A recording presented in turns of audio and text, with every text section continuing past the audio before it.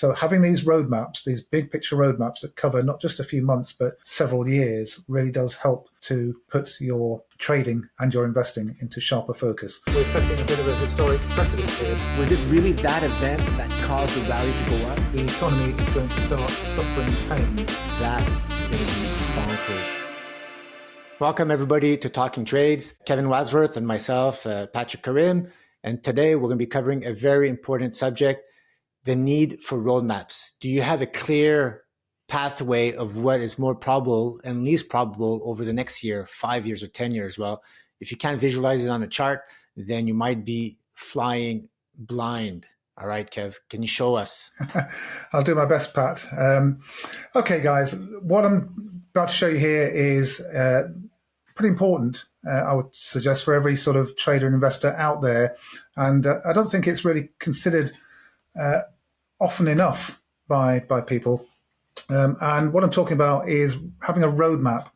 Now, I've just shared my screen there. So this is taken from our website there at northstarbadcharts.com. And we've got a series of roadmap charts. And what do I mean by roadmaps?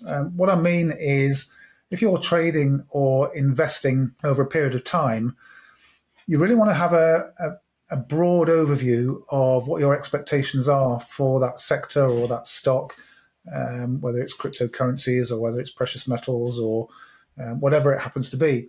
So it's going to really be useful if you are able to create a roadmap that gives you a guide for the coming, not just days, weeks and months, but for the coming years.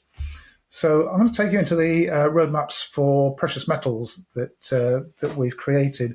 And these roadmaps have been designed to give a bird's eye view of what the overall expectations are for, in this case, gold and silver.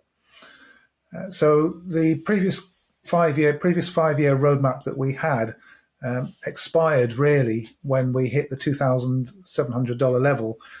We put out a roadmap chart back in 2019, 2020, and that projected forwards 5 years to where we are now. And we've achieved the roadmap aims of that particular forecast. So this is the new gold 5-year roadmap, and it's based on a broad range of techniques to deduce the most likely outcome for gold. Okay, so how have we done that? How have I done that? And this is really to sort of explain what we think is most likely and why it's important. So I think you can see the cup and handle pattern in this chart, the 8-year cycle low there in the middle of the cup portion, and then the sort of the arc pattern, the cup pattern, took gold up to around the 2000 level, and we've built a 3-year handle onto that and broken out of that. And that breakout was the key piece of evidence that we were likely to move to somewhere between $2,700 and $2,800.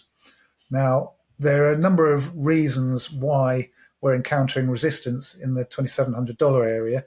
Well, you can see one of them quite clearly on the chart. It's a 44-year resistance line, and it was really just a little bit of I won't say guesswork, but you put these lines on the chart sometimes before they become particularly relevant, because you need 3 touches on a line to turn it into an active support or resistance line.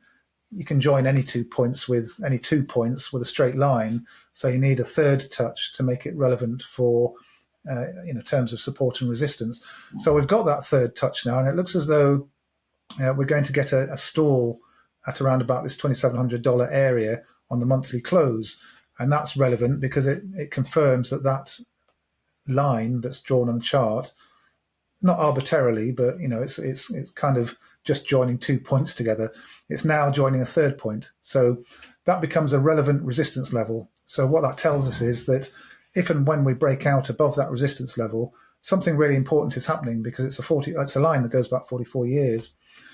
So there is a Fibonacci extension level, there's a measured move, there's a whole range of techniques, including distance from moving average, that pointed to that $2,700, $2,800 level.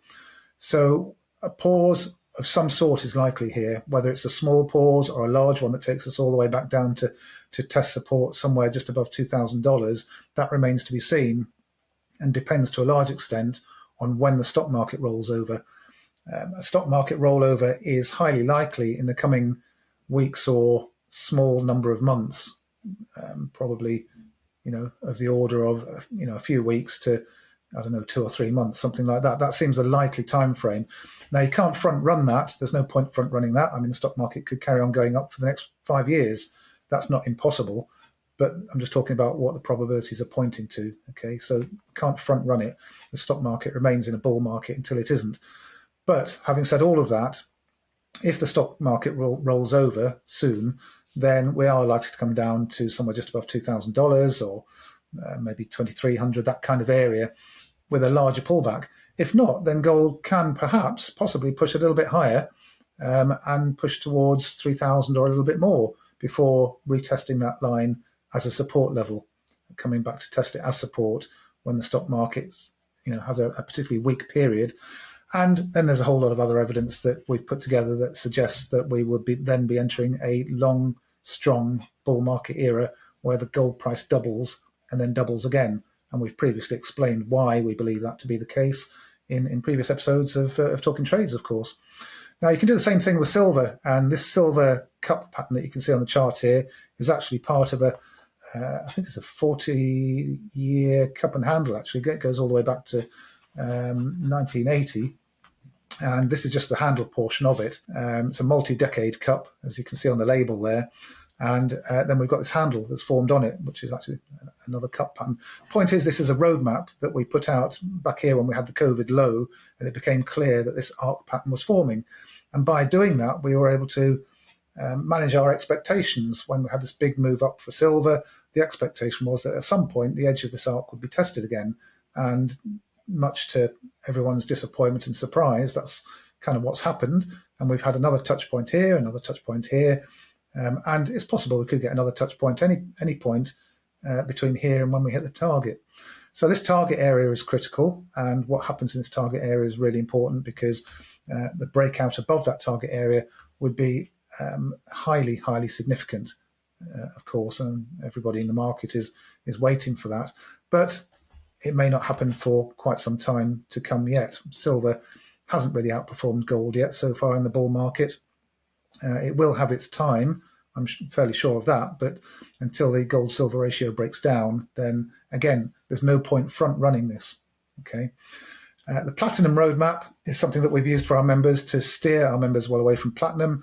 A lot of chatter around platinum, but it's gone precisely nowhere for about a decade, and until it breaks out, and more particularly until it starts outperforming gold and silver, then there's no point in touching it. And the key to the precious metals bull era is the gold to SPX ratio, of course. I just want to finish with one final chart, and that's this one here. So here we are with the GDX to gold chart. And why on earth would you be worrying about precious metals miners if they have not yet broken out versus gold?